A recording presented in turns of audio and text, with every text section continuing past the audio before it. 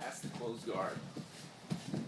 So from here, we're inside the closed guard, and if, let's say, Daniel's breaking my posture, breaking me down, always I like to step my leg up, right? So if I'm trying to fight to get my posture here with my arms, with my back, it's not going to work that well. I want to start to set my foot on the floor and then start to duck out. And notice that my foot isn't close to my butt here, right? If my foot is close to my butt here, it's not really preventing me from going forward at all. I want to extend my my shin out here. So now if he's trying to break me down forward, I have my foot on the floor as a post here. Boom.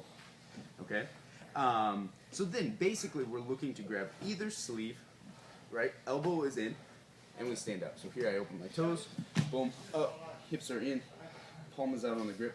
From here I'm pressing inside the knee, I lean and straighten my arm. Right? From here I crunch back, and I walk backwards to let his hips fall. Now I can start to step, start to work the pass, right? Typically it can be kind of tough to get these grips, right? So to get the sleeve grip actually.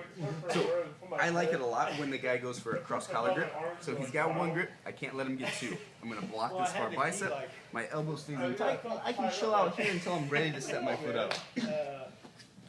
Typically, I step the foot up on the same side as the grip, okay?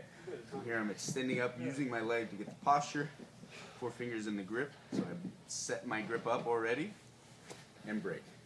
Now I'm controlling, elbows are always in, and if he does try to snap me forward, I got my leg, and I got my arms in the mix, okay? From here I'm putting my hips in and opening my toes, always, okay? Now, step up, hips in. From here, hips in, head back, palm is out. Turn the leg and go. If we can't get the sleeve grip, we can do it with a cross collar or with a collar grip here. 1, 2. Hold the one collar, elbow in. We got to worry about the double ankle sweep. If he goes double ankle sweep right here and starts to open, kick one out. 2, fall forward, press the heel. 3, if we get caught. Right here, we pinch the knees, and now look, we frame in the hip, technical stand up, knee comes back as a shield, here we're walking.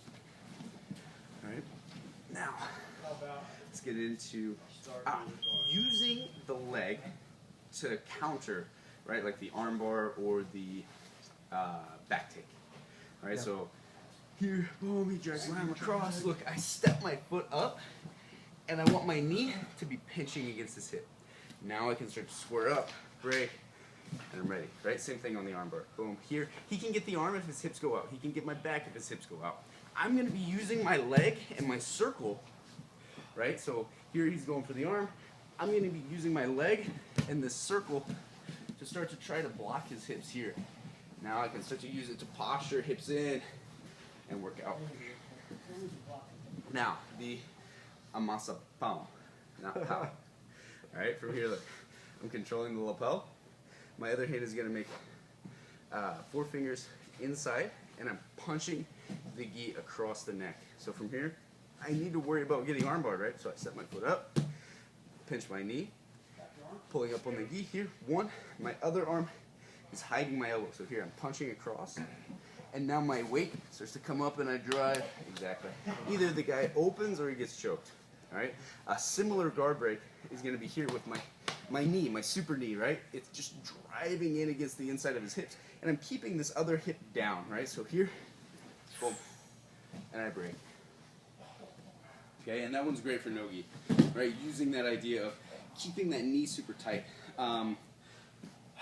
Also, we're doing that with the knee to check the waiter sweep, okay? And with the waiter sweep too, we just want to open the legs. We just want to get the legs open, and then the power of the waiter sweep's gone. Okay, great.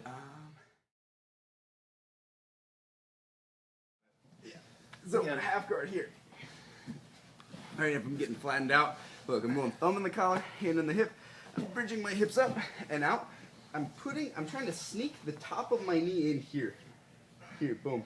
Now look, I'm stuffing the bottom leg deep, and I'm looking for this cross, this caio footlock cross, right? So bottom leg has to be deep to get enough room and to get enough shin across the top, right? Now, if Daniel's trying to put pressure, put weight, hug me, exactly. Look, I'm just stretching my hips, and his grips are falling off. This is a painful position. Okay, now, look, I'm rotating my hips down, hands on the mat, I press up, and just walk backwards. Here, I gotta be ready to step outside of the single leg X and be ready to pass, but we're getting a sweep, we're getting out. We can also use the butterfly, right? So here, going thumb in the collar still for hand in the hip. If he has his knee upright, I can put the butterfly hook here too. And now look, I'm going to be stretching him out this way, and I hope that the guy posts, right? Because to hit the butterfly sweep, I don't want to overextend my leg. So now look, I'm bringing my knee up here. Now I'm in this kind of flattened out butterfly position. So from here, I slide my hooks down towards the top of his knees, lock my abs, and I'm going to stretch and sit up here. Now from here, I'm hiding or I'm blocking one arm. Maybe I'll hold the belt, and now I want to scoot my butt to my heels and get under him. Here. I can go.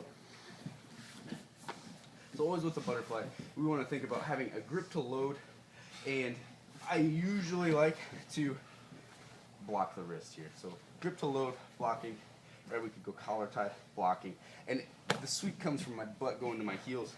And in. So really the butterfly one is best if, when you're in half, if the guy is switching his hips, this leg is nice and light. Exactly, and you can see how the hook fits in there, right? Yep. Right under the knee. Perfectly, yep. And then go for 2 hooks, and then execute the butterfly sweep. Yeah. Okay. Yeah. Use my